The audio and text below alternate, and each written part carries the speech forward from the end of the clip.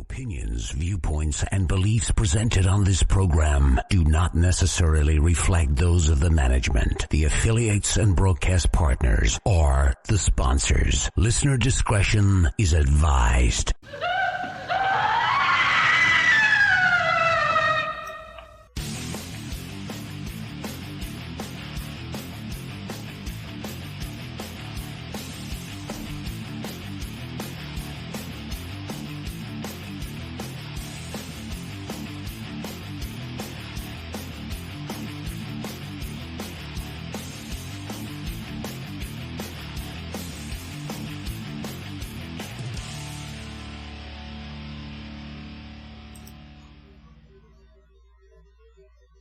And hello everyone, and welcome to Scarefest Radio. The original broadcast date is Friday, August 2nd. August. Scarefest is in September.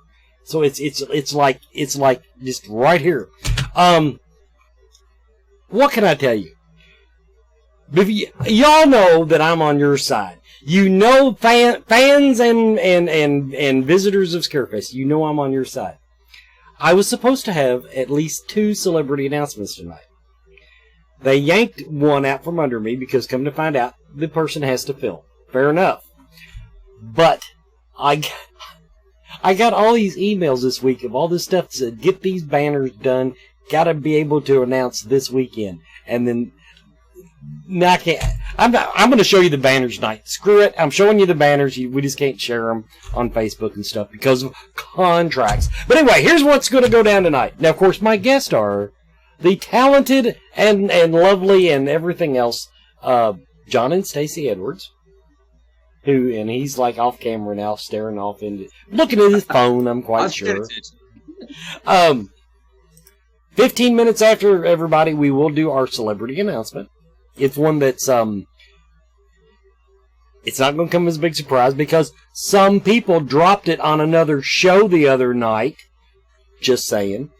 And then at the 30-minute mark, we're going to tell you, I've got some more details on the launch activities. Thursday night is going to rock this year. Nobody will have anything, so come into town a night early, Thursday night. We're going to have a lot of fun for the launch activities. They got some really cool stuff planned. And that is pretty much the pre-banter BS that I have for you tonight. Everybody, without further ado, welcome to the show, John and Stacey Edwards. Hey, how you doing, Wes? Hey. Everyone, now, of course, if you read the Facebook blurb, you know I've known these people for quite a while. We kind of fell out of touch because he's like the world's best grocery bag boy or something, and they moved him to Maine. So he was from Tennessee, then they moved him to Maine or some other god-awful eastern seaboard place. Then, now he's come back home, he's back in the neighborhood, and the first thing they do is, yes, they return to Scarefest. Yes, I'm very excited about that, too. It's, we can't wait to actually come back to our favorite place. Yep. It was, everybody, these were like the first people that I met in the paranormal, and then like within a year or two of me being in the paranormal, then they put up with me at Scarefest. They had a booth. They used to have a TV show called Haunted South and a podcast, so they had their booth, and they let me go in and out of their booth and just like run a We ran a webcam all weekend. It was just all kinds of stuff going on. But everyone, you've heard me talk about before, but I used to hang out at a website called It's Haunted.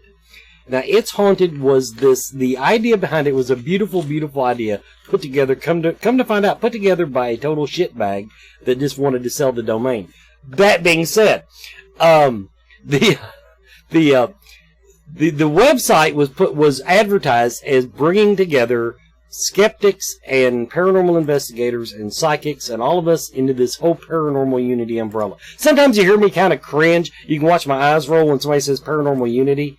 That's why I do it, because I saw what happens when you lock all these people in a room together, and it's usually not pretty. But for while it had its run, we had some good discussions on that website. I remember. Oh yeah, absolutely. It's early on, man, it was a lot of good discussions, and you know, we still have some good ones on our Facebook page, actually, just asking questions once a day, and it gets some really good discussion started. So luckily, we still have some good people that participate. And then somebody like me that just throws something out there every now and then, just to create drama.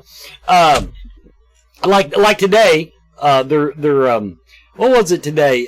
He posted a meme where two people are at a Ouija board, and the girl says, "I don't think that an ancient spirit is going to say OMG and ROLF." Rolling the floor laughing. And now let's go on and get into paranormal theory. We assume that spirits, if they're going to interact with us at all, then that means they are cognizant of our being here. Right. So why would we assume that they're not also picking up on the lingo? Yeah, they should. I mean, one of the craziest things about it is if you go and do EVP somewhere like in a French-speaking area. When we were in Maine, there was a place we went that was predominantly French-speaking, but we got EVPs all in English. You know, and I've seen other places, other investigators who've been like in Germany and got English answers. So I don't know if it's not, you know, out of the realm of possibilities. I mean, we're talking to a dead person, you know, we're talking to a spirit. Obviously, our boundaries are a little bit more open than we ever realized. So I would say you're right. I would say if they can go into a little piece of machinery and be able to pick out A, B, C, D, E, F, G and come up with words, and we're supposed to, you know, and a lot of times when they do that, be it an ovilus, it'll actually be meaningful to whatever room you're in. You know, maybe you're wearing a red shirt like Stacey and it says red, you know, it says something else about her. You know, and we've seen that happen time and time again. So if they can do that, which is much harder for me to believe than figuring out LOL. So good point. You know what I'm saying? My first experience with an ovilus is I bought one and put a battery in it, and I was just making sure the son of a bitch turned on. And I had it under a desk lamp, and I set it under the desk lamp, and I hit the power button, and the first thing it said was lamp. And I said, wow. Okay, that's why we don't use equipment in the house, Wesley. And I shut it off, and that was the end of that. But yeah, fortunately for those of us in the guts of the paranormal, we've actually come up with some theories. And I shouldn't say I came up with them. I've taken other people's stuff and kind of applied it to the real world. So in other words, like the ovilus, I understand how it works. Or at least I have a working theory because the inventor will not tell you exactly how it works. But then Ghost Box, I've had someone actually explain it to me in the 5th grade reading level that I can understand now, where it's not, you know, it's not just, you know, so when you get something on it, at the same time, a lot of times you don't get anything on it. But I do want your all's opinion because I've not followed your ghost hunting exploits for a few years. Back in the old days when you had the DVD out, I mean, you were doing, I mean, it was EVP session and EMF detectors. And cameras. That was the tools of the trade. What is your all's opinion on these new, well, everything you can stuff in a cell phone, for example. All of these communication things that work off of white noise and echoes and all that. Take this one. Honestly, we really like the audio aspect of it, of investigating. We're very audio heavy. Love the SB7. I like the ovilus myself, but we don't really use a lot of the ghost boxes, like the newfangled ones, because what we have works for us. And honestly, SB7, a recorder, you know, a couple of flashlights, and we're generally pretty good. Yeah, we still use a old Shack Hack from like 2009 that Tim Clark made. Mm-hmm. And we, like she said, we've got the SB7, which works beautifully for us. Mm-hmm. You know, we've got a new Ovilus because of Stacey. She had to have the newest. So I like the one where it tells you what it's saying, so I don't have to try and you know, figure it out. She doesn't want to decipher it. But we got a small thermal. We have we ordered an SLS camera, so that's something we're going to finally do that. That's just because when I did the Ghost Brothers show, we used one, and it was a really nice one that we used, and I've kind of been hankering for that ever since, because the whole investigation kind of went after that SLS camera, after I got to see that first little dude jumping around, and hitting me in the head, which is what happened. Every time they would turn it on, there'd be a spirit like banging me in the head, and which I don't blame them, but I got to get one of those things. Now, of course, now you put out a book. Basically, it's Till Death and Beyond, and it's also the name of their seminar that they'll be doing. Available on Amazon. I actually downloaded a picture of the cover, and so yes, Amazon, Till Death and Beyond. The Haunted Journey of John and Stacey Edwards. Now, before we go to the commercial break, how did the two of you come into the paranormal? Were you into the paranormal when you got together as a couple, or was that something that came later? We're looking at a paranormal marriage here. Yeah, no, Stacey was into the paranormal heavily, and she was actually in college when we met, and she was taking some classes. One of those classes dealt with past life regression. And I was more of the skeptic, even though I'd had a lot of things happen to me throughout my life and my family. I'd actually had more happen to me than Stacey ever did. But Stacey loved the paranormal and the macabre. I believed more than he did. I believed in it, even though I hadn't had anything happen. And he had all this stuff happen, but didn't really. It wasn't really the fact of belief. It was just I didn't want to believe it, I guess, because it did happen and it caused some issues and things. So. And it was scary, I guess, and I'll admit that. But she was taking this past life regression, and me being the jackass boyfriend was making a lot of fun of it and saying, he's just going to put you to sleep and touch your breast and all this stuff. So I screwed her up so much in her head that she couldn't actually go under. And she came back and she was all upset. And she's like, well, I'm still doing this class. And part of her class involved us needing to go to a New Age bookshop, which where we lived at the time, and all about the Bible Belt, there was one, and it was like hidden in a little nook of a building. Yeah, it's like in a little alleyway, and you had to know somebody and knock on the door weird, and I don't know. Yeah, it was like somewhere you would have bought a gremlin, or a mogwai. So we went in there, and she was getting whatever she needed to get, and there was a book called Invoking a Demon. Well, spirit. It just said Invoking the Spirit. Invoking a Spirit, sorry. And I was like, I want to get this, because we were going to party that night and have a Ouija board and all this stuff. And this is 1997. So she's like, no, you don't need to do that. We don't need to do that. And I was like, I got to get it. So we got it. Me being a moron. We got that night. I got the mirrors out. I got the candles out. I was like, we have all this stuff. Why don't we do it? The very last page. He just opened the book and it's like, here it is on the back. And I was like, it's not a long book. Why don't you just read it so you know how it works? And he was like, no, we have all this stuff. It's good. Of course, we weren't married then, so there's only so much I could do. So we did the spell, and I did it in my grand Johnisms, and I was just like, oh spirit, can you please come? Everything I could like that. As soon as it was over, there was a weird feeling, and there's no other way to put it than just a really weird feeling. But nothing happened. I'd like to tell you something appeared, and nothing did. So I kind of ha-ha'd it, and the next day it was late afternoon. I am making hamburgers. She's on the couch watching Jeopardy or Wheel of Fortune. We still haven't figured that out. One of the two. About this time of year, and it was almost exactly this time of year on a night much like this. The sun was coming through. We were poor, so there was no air conditioner. We had the back door open, and there was a breeze coming through, but the screen door was closed, and the sun was beating in on my side. So I feel something weird, like cold and weird, And I turn to look over to my right, and when I do, I see a full body black shadow man. You could not see through him, and he was in the running position. He was like, if you think of somebody starting a marathon, bent over and completely running position. Mm-hmm. And he didn't move out of that position, but he had 2 arms, 2 legs.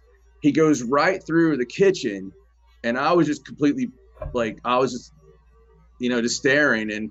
And the next thing I know, I hear in the next room, we had one of those old shades from the dollar store that if you pull down too far, it's broke and you have to hand roll it from then on.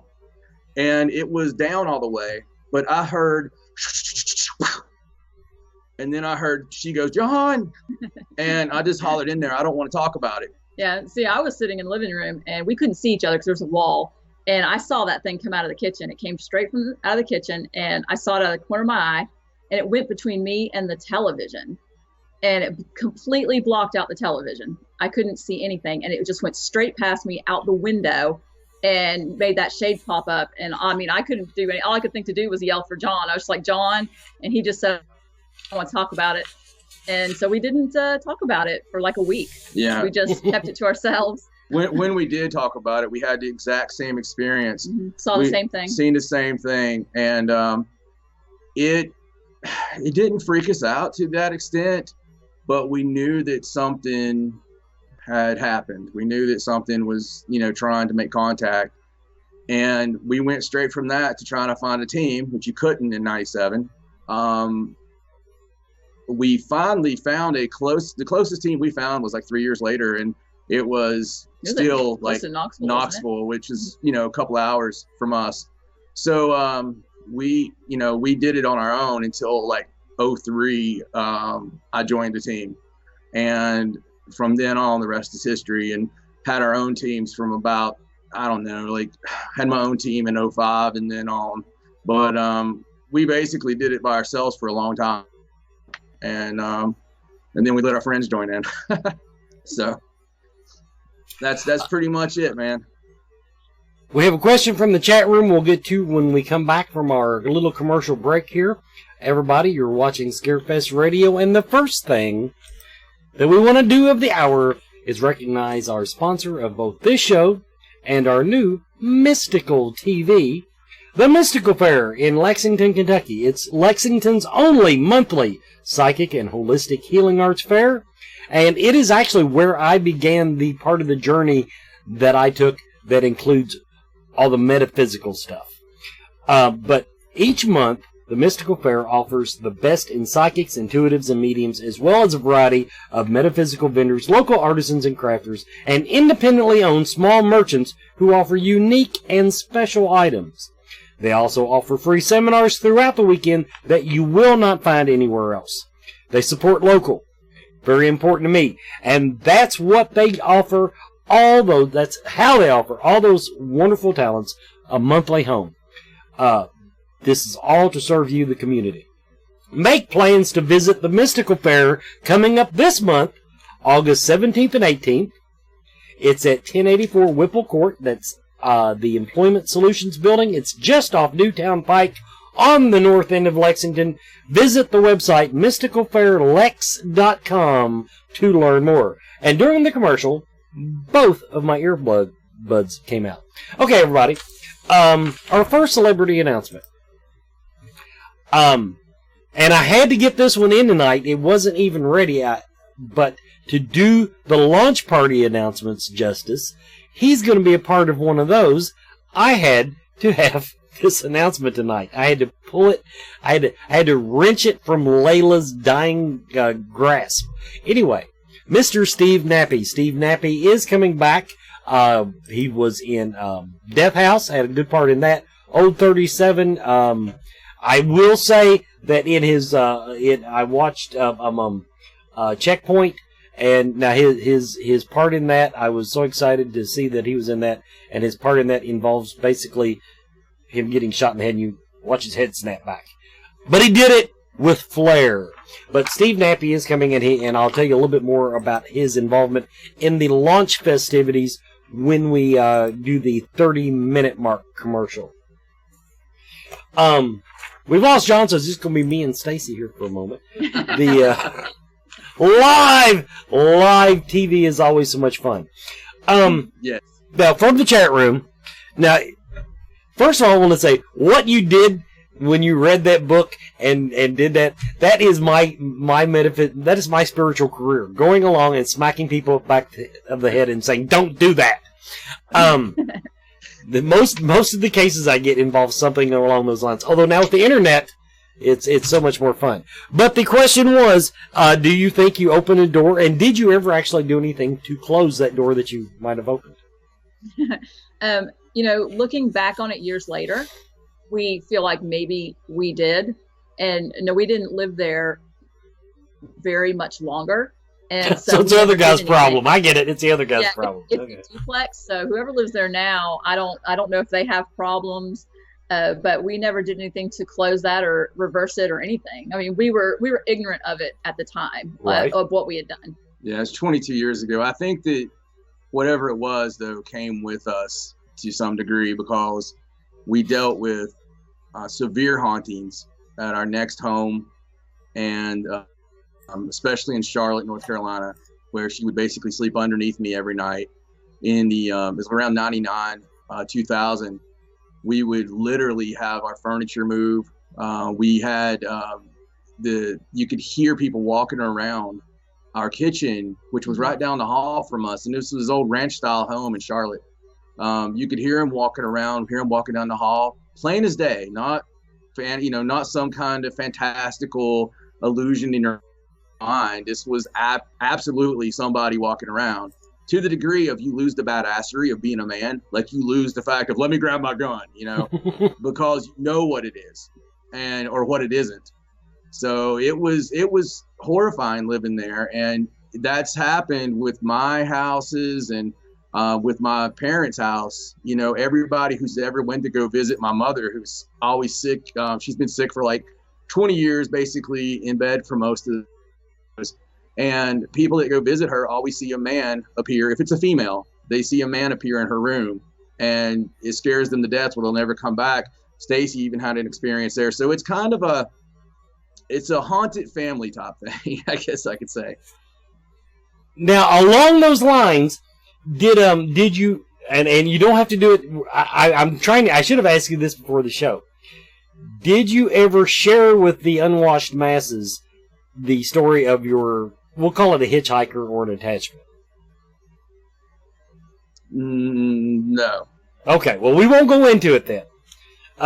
Unless you just want to. No. But because to me, you were corking the bat. But that's a whole other thing. Yeah, we can go into it. It doesn't bother me. I've went into it a few times. It's not really mentioned in the book. And I think the reason for that is it would have took the entire book. See, now I would have written the entire book about that because I found that fascinating. To give everyone a little bit of background. Now, this was actually brought to my attention back before any of us really in the paranormal field widely were talking about attachments. Because, back when Ghost Hunters was on TV, they never talked about stuff following them home. They never talked about any of this. But basically, while they were active in the paranormal field, doing what all of us were doing, going around getting EVPs and such, come to find out, he had an extra member on his team that was kind of, well, I used the term before, the analogy, corking the bat. Now, Take it from there. Well, what happened was, I can go back a little bit further than that, actually, to a crazy morning in 2009. And we're locked up here on my side. Are you able to hear me? Yes. The video's froze, but we still have audio. We did. Mm-hmm. There we go. You're back. Oh, there you are. That's the wonders of the internet. Well, he's locking up again. It's Skype. What can you do? Just try to tell the story. Yeah, I'm trying to. we actually pay for the good internet. I don't know But what's going it's on. through Skype. I'm sorry, you didn't get the memo. Microsoft bought Skype. It has been a dog in underwear since they bought it. Continue. Wow. Okay. So in 2009, I was born, and there was a voice. Easiest way I could say it, there was a voice, and it was telling me something I shouldn't know.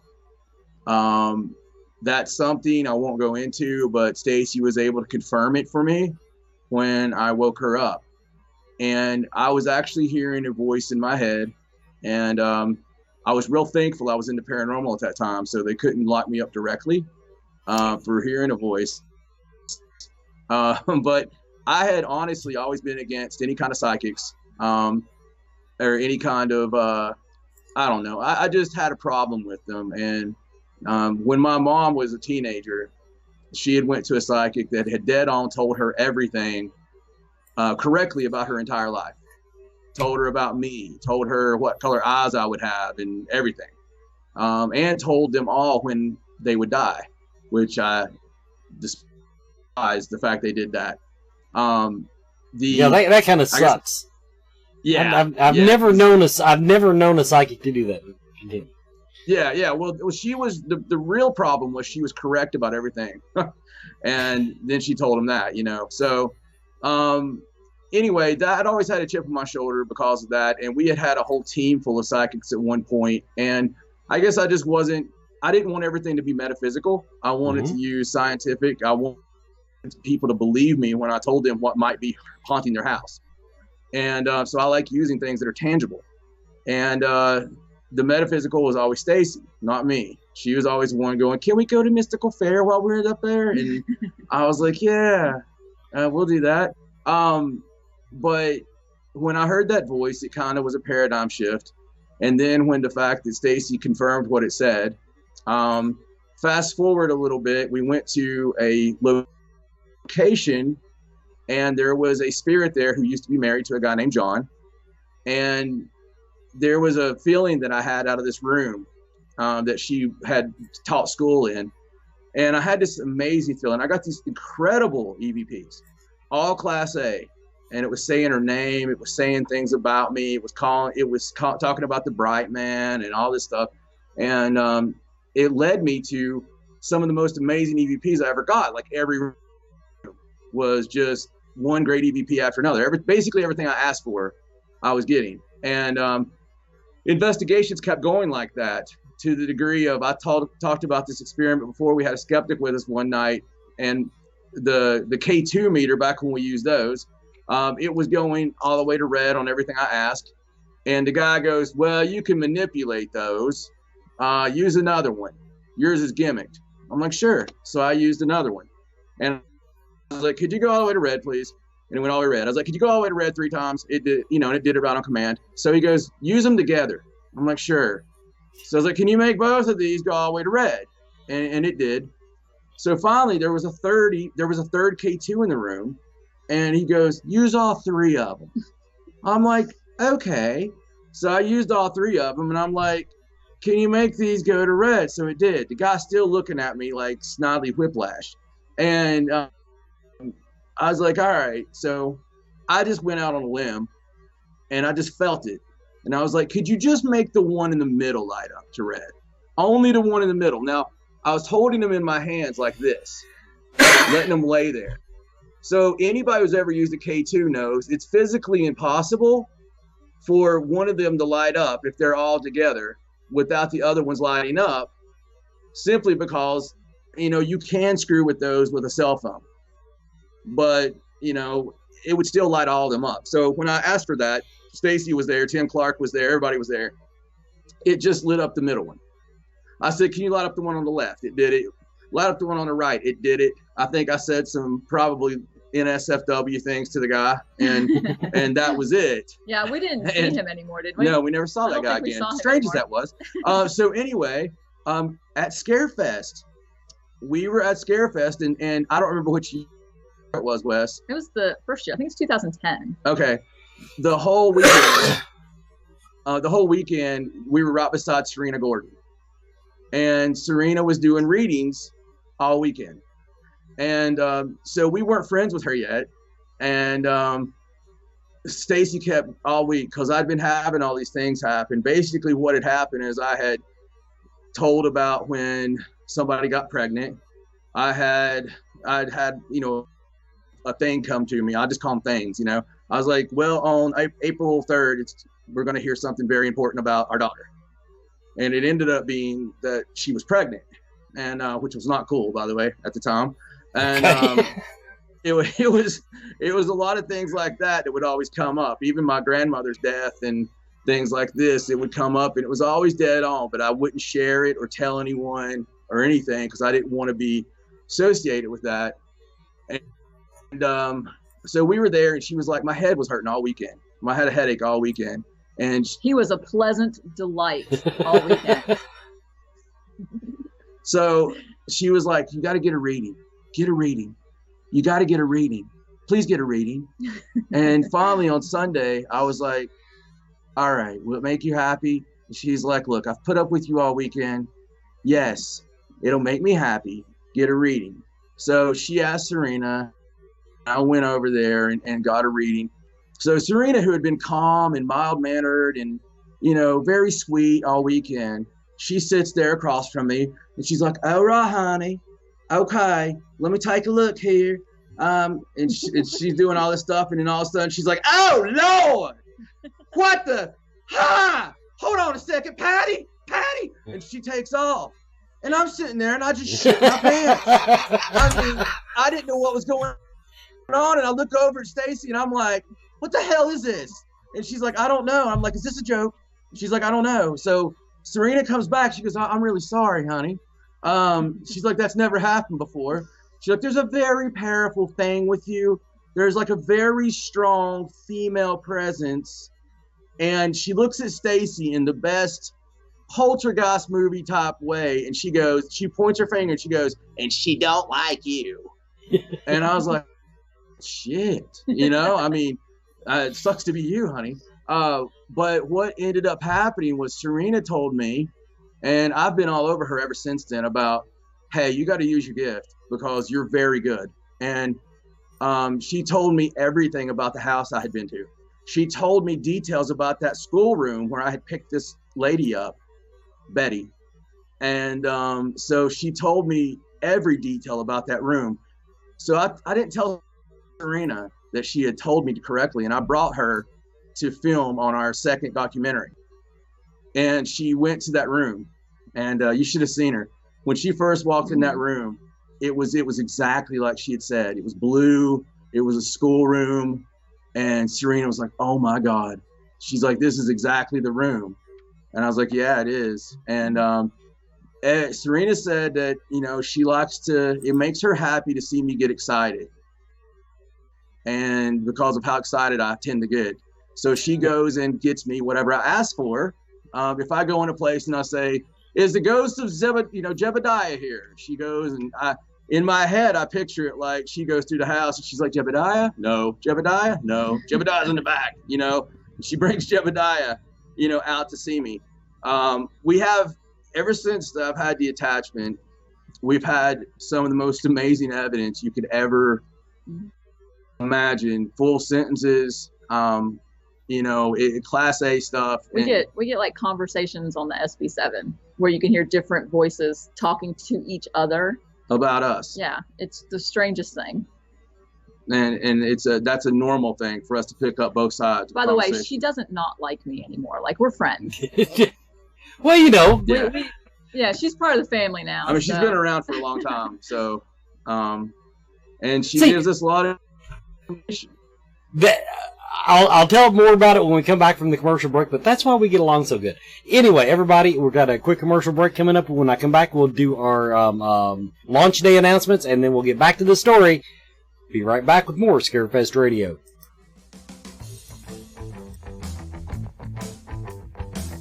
Do you feel lost in life? Do you seem to be stuck in emotions that are not yours? Is your home not the sanctuary it should be? Contact Spirit Mechanics, where they take a team approach to your metaphysical and spiritual problems. Spirit Mechanics specializes in aura cleansing, stone attunement, attachment removal, and house cleansings. Spirit Mechanics tailors their approach to your individual spiritual path and needs. Find them every month at Lexington, Kentucky's Mystical Fair, mysticalfairlex.com, or on Facebook by searching Spirit Mechanics, that's MECHANIX. Spirit Mechanics, for your spiritual health and well-being.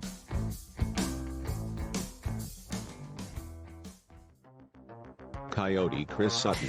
Shamanism, spiritual advisement, paranormal investigations, inspirational presentations, bringing light to the darkest places for over 20 years. Go to coyotechris.com to learn more. And just a quick reminder, everybody, go to coyotechris.com, find his events. His next scheduled appearance, Saturday, August 10th. He's coming out of retirement from his surgery, but he'll be at the Ferrara School again in Iowa. That's for the Para Family Fundraiser, Saturday, August 10th. Go to coyotechris.com. And the Spirit Mechanics. Check out the Mystical Fair, people. They are always there, August 17th and 18th. Spirit Mechanics, who I have personally worked with on cases. They are a top-notch group of talented young men and women. Okay, now our little thing here where we gotta talk about the launch party. Let me find my notes here. I don't want to dick this up. Okay, first off, Axes. We kick it off with Axes, Brews, and Booze with the Stars. What they're gonna do is, okay, at the Battle Axes, they're gonna take 3 teams. 3 celebrities, Kane Hodder, Ari Mihailoff, and Steve Nappy, are each going to have a team. Each team will have 10 people. You will be sold tickets. So, yes, that's how you're going to get on the team. First come, first serve. They're going to compete. The prize, they're going to make a bet basically out of it. And the losing team, I don't know if it's team or teams, but you have to wear like a dorky t-shirt or something for the rest of the con. They've come up with some ideas. There'll be more details posted about that on Facebook. But if you want to throw axes with Kane Hodder, Ari Mihailoff, and Steve Nappy, that will be going on launch day September 12th. That's going to start in like the afternoon. So check that out. Keep your eyes open on Facebook, and once everything's finalized, I will announce it on the show. But this is the way it's shaping up. Yeah, it was like a Backstreet Boys T-shirt, something really disgusting like that. Now, from there, they're going to take a dinner break, go over to Godfather's Pizza or Goodfellas Pizza. I forget now. I should have actually looked that up. Anyway, they're going to have dinner. Then they're going to go over to Talon Winery, and they're going to do a wine tasting. Because can't you just picture Ari Mihailoff at a wine tasting? Then Kane Hodder, they're actually releasing a wine this year, special edition wine named after Kane. That will be for sale. That will be available to the people that did the battle axes.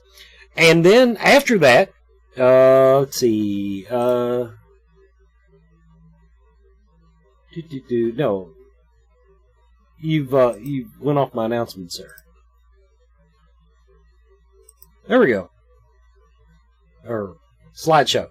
I'm sorry, everybody. Live TV. Okay, now, then from there, after the do the Thursday hunt. Thursday hunt. Sorry about that. Okay. Yeah. Okay. That's what I want. Scarefest Celebrity Ghost Hunt Thursday.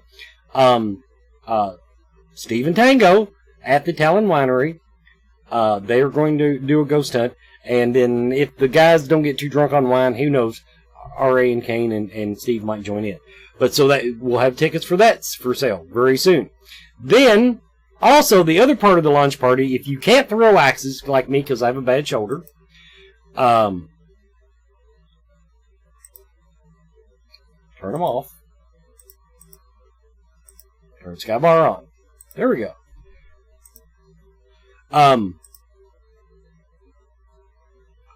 there I am, Sky Bar. We're gonna go drink and do karaoke. We'll have prizes. We'll have T-shirts to give away, drink specials. They've got a DJ. We're gonna do karaoke. Win weekend passes. If you don't have your pass yet, we're gonna give away a couple that night. We're gonna have a tasting of the Talon Winery custom wine named after Kane. So that'll be going on that night. I think the time should start at 8 o'clock on that. Now, the other thing, did want to go ahead. Now, this is not launch party related, but now the Saturday ghost hunt, they're still hammering down some details, but there will be a ghost hunt Saturday night. We're going to do the Ghost Brothers versus Tennessee Wraith Chasers again. They've got the two locations. They've got two locations they're looking at. They're deciding which location to use, but those tickets will be on sale. So we've got two celebrity ghost hunts coming up for the Scarefest, plus throwing axes, plus coming to Sky Bar and just drinking with me. So that's what I wanted to get to there. Okay, let's see. Turn that off. And then turn that on, and we're good. And I'm back now. We can get back to our guest. What fascinated me about that story, that actually you shared that with me about the time I was being trained by a ghost at my favorite haunt.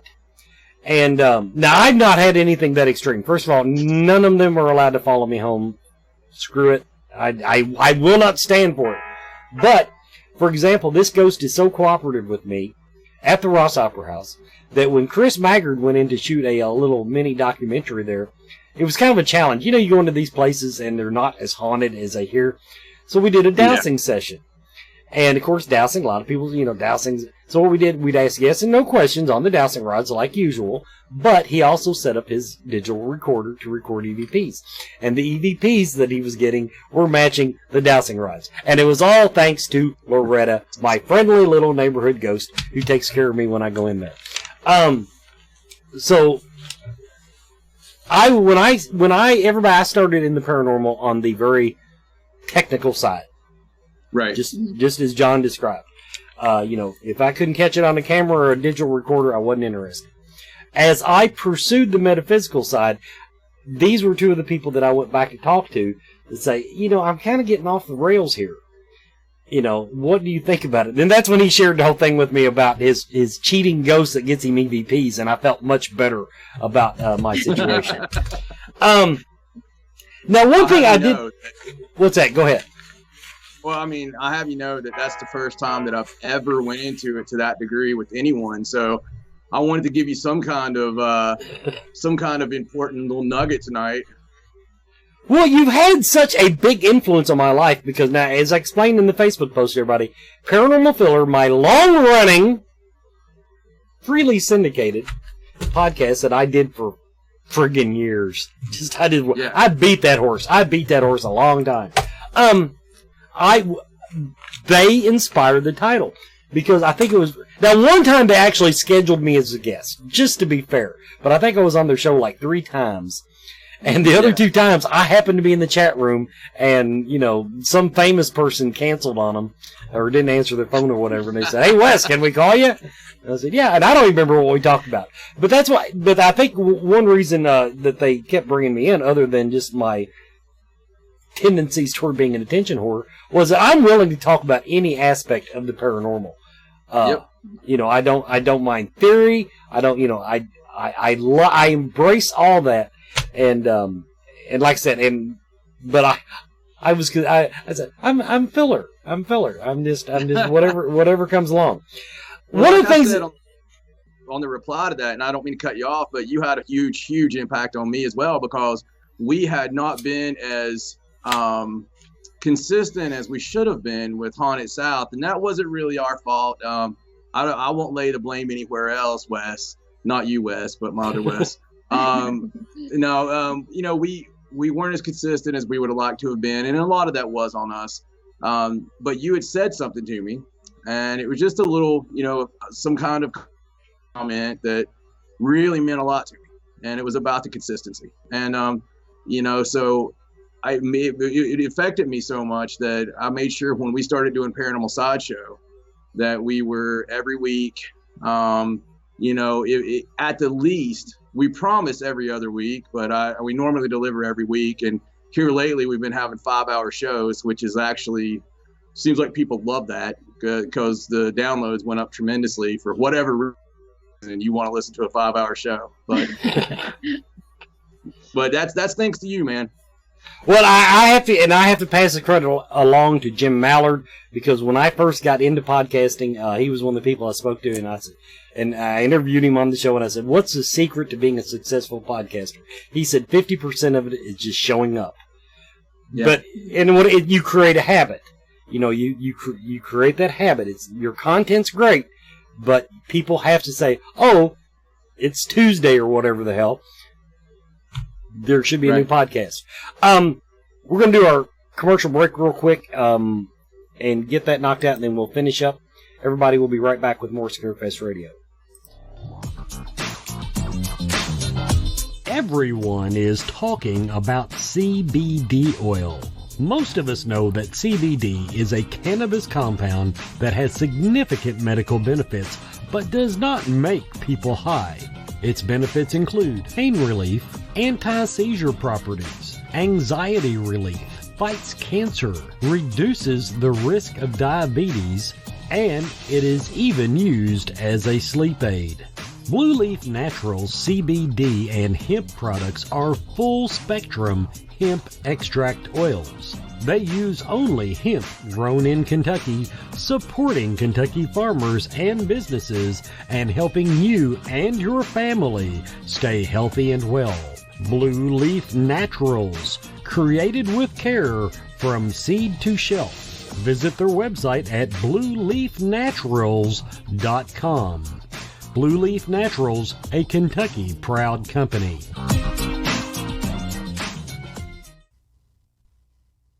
Now, everyone who's been listening to my shows for any time knows they've heard me talk to Mark James of Akashic Awareness. Akashic Awareness in Elizabethtown, Kentucky is a metaphysical healing and learning center unlike any other in Kentucky. A large selection of crystals, gems, and minerals greet you the minute you walk in the door, and from that point onward, they leave the journey to you. They offer a great selection of metaphysical tools, state-of-the-art healing classes, and lectures, and it's a place devoid of judgment. Everyone is welcome. All belief systems are welcome. It's all about finding yourself because, as they say, your truth is not necessarily someone else's truth. Akashic Awareness is open Tuesday through Saturday, noon until 6:30. Fridays they are open till 7. Visit their website for a current calendar of their almost daily special events and guests. AkashicAwareness.com. Coming up this week, tarot readings with Cassidy on the 8th. My Happy Place workshop on the 10th. Massage with Rachel on the 15th. A lot of things coming up at Akashic Awareness in Elizabethtown, Kentucky, 328 Sycamore Street. Back to the show. Now, so we've stroked each other's egos and all that good stuff.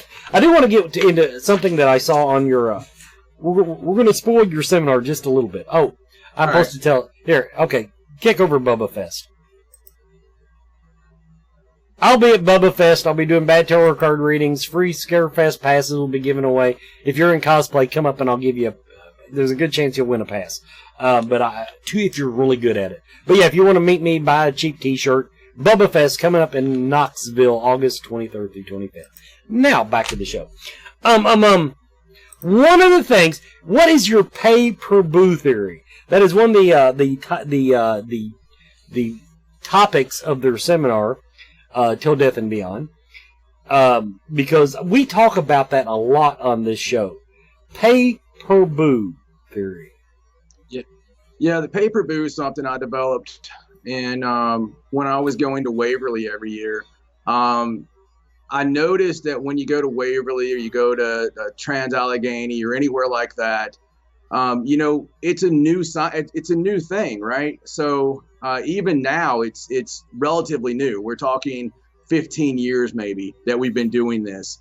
And by doing this, I mean having people pay money from every walk of life, black, white, orange, red, whatever, coming in with their different energies, their different religions, their different beliefs, and investigating in these places filled with to the brim with spirits, filled with actual activity, intelligent, active ghosts. And these ghosts had not been screwed with since, take the case of Waverly, since maybe the 30s or 40s or whatever. As far as people coming in there, they had never really been screwed with to the effect of us actually going, hey, how you doing? Do you want to talk? All this stuff. And then we don't know what kind of energy is being imprinted in on these entities and what that is going to cause. Now, what happened with me is I went to Waverly every year, and I noticed that it would get darker. The first time I went, it was like, oh, the little ghost girl held my hand. Do you feel her holding your hand? Oh my God. And it was like really sad, but it was still kind of fun. The next year it was a little scarier, and there was some things go on, and I actually had them come to me and go, hey John, could you come away from the team and come with me? We've been seeing this black dog running on the ceiling, and then the next time it was like, well, there's a doppelganger here now. Mm-hmm. And it was like, what the hell, and that's really where that started coming to me was, we're pouring all this energy into these places, and there's no regulatory system for this. What are we doing when you come in here? And sometimes people are doing things you don't want to do. They come in there and they try to do, magic. They try to do things they shouldn't be doing, opening portals. We talked about portals earlier in the show. It's no joke. If you go in there, open these portals, there's obviously a portal there anyway, probably. What are we bringing through? And it's just as it is, I worry about the pay-per-boo places because, people are coming in with their $1,000, and you don't really check those people out. You don't know what they're doing, and they're just putting their energy into these spirits that are made up of energy. So what kind of energy is going into them, and what does that look like 10 years from now? That was really where that goes with that, is like, is it dangerous for the novice that goes in there during a school trip, or somebody goes in there for a Halloween show, and they're not expecting this, and they have this third circle of hell demon that's been drawn up, and it's just one of those things that just to have people think, well, it's not just that either. Another aspect of it is, people are paying to do this, so their expectations are really high. So you don't want to pay all this money, take all these people, and nothing happen. So they're probably, essentially going to do things that they maybe wouldn't normally do on an investigation to try and drum up the activity, because, this is a once in a lifetime experience. And so they're going to go above and beyond. Maybe they provoke more, maybe they do things more than they would normally do in that situation. Yeah. To add it now, the scenario you described, to me, describes Bobby Mackey's perfectly. Oh, yeah. There has been all kinds of crap done there. It has very little to do with the actual history of the building, but all these ghost hunters going in there, and yes, they're going down and they're doing seances, they're burning black candles and all this stuff. Draws in some funky energy. Now, I will tell you, as far as Waverly Hills, now, actually, the Waverly, that was a good example, though, of when I decided, why doesn't negative stuff happen to me? Because you all had just been to Waverly, and someone had gotten pushed or shoved or something. And I went to Waverly like a month later, and it's like rainbow farts and unicorns. But the Waverly, I will tell you, and you can ask your ghost friend next time you go there, but I do not think there is an original ghost in Waverly. In other words, all those people that passed away from TB, they're few and far between. Now, that's not to say everyone, you've heard me say it before, that's not to say it's not haunted. But all of us stomping around in the dark are bringing in the energy like you described. But I don't think it's just a matter of we're affecting what's there. I really think that we're calling them in off the streets. Some ghost wandering down the street says, hey, I could be a nurse from 501. Yeah. I could do that. I could totally do that. The creeper, for example. Now, this is something I asked my spirit guides. You described the dog on the ceiling. They call him the creeper nowadays. I asked because I went in there, spiritual warrior type thing. I was ready to bounce his ass if he's causing trouble. No, he likes the attention. He's harmless. He's just he's there to put on a show. Right. But it is a very everyone. I'll stand by it and say I think it is one of the most haunted places in the country, in Kentucky, however you want to look at it. But just when you go in there asking for the nurse at 501, I swear she ain't there. There's somebody wearing a nurse's uniform, and they might give you an EVP. But I'm serious. I don't buy it anymore. I've really dumbed down my look on the paranormal from my wide-eyed days when I got into it. I think ghosts are just needy and tedious and yeah. But yeah, no, you're right. Nothing against your friend, of course. Okay, we're coming up on the end of the show here. But now we talked a little bit Till Death and Beyond. We've talked a little bit about that. Now they've got a second presentation, which I had the title of here just moments ago. It's a crazy thing happened on my way to the normal, or something to that effect. Yeah. What did I do? Yeah, crazy thing happened. Give everybody a teaser of what you're going to be doing in that one.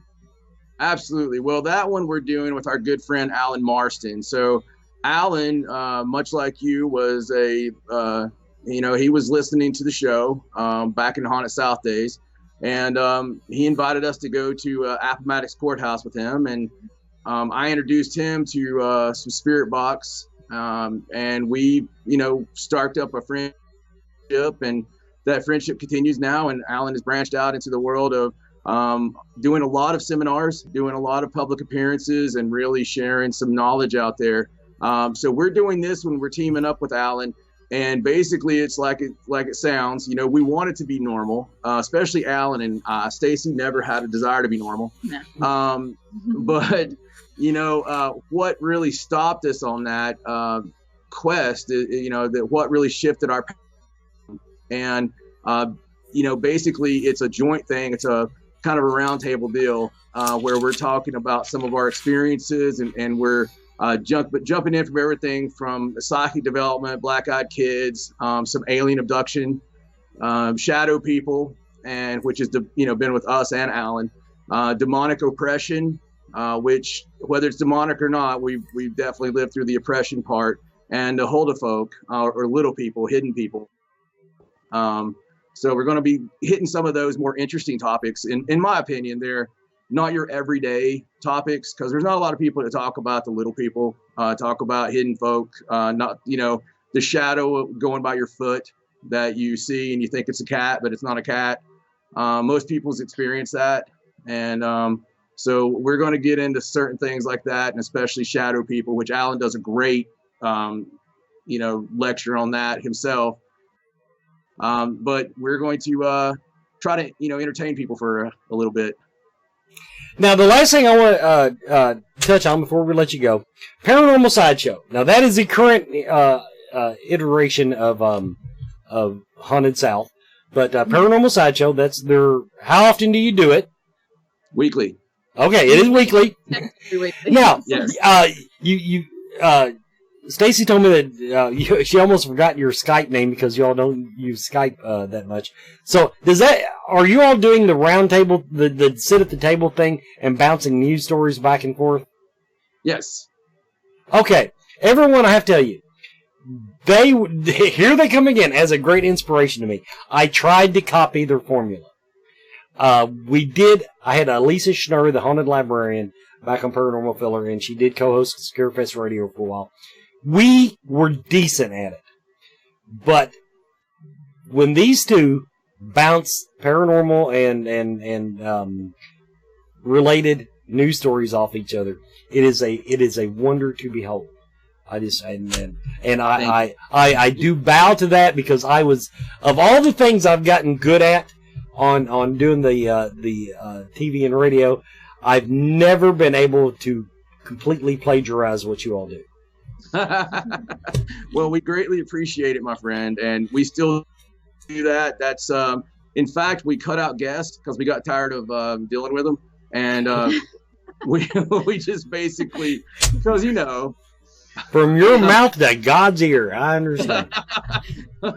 So it's just basically every week we'll do an hour or 2 hours of the news stories, and Stacey goes, by this point after doing this for 10 years, she has some incredible contacts, and they give her stories. We have listeners from all over the world that give us stories literally every week. So we try to get stuff that you don't see being shared a million times, plus the stuff that's getting shared a million times as well. But we do that, and we spend probably 20 minutes just talking about what's happened during the week, to start it off with what weird stuff has gone on. And after all this time, we really try, when we have a news story, we really try to connect it to other news stories that we've either talked about in the past or that we've heard of, because when you do it every week, stuff builds up in your head. Yeah, you start seeing patterns. So yeah, paranormalsideshow.com, and on Facebook, it's facebook.com/paranormalsideshow. All right, everybody. That's the end of the show. This has been Scarefest Radio. Thanks, everybody, for watching. We'll be back next week.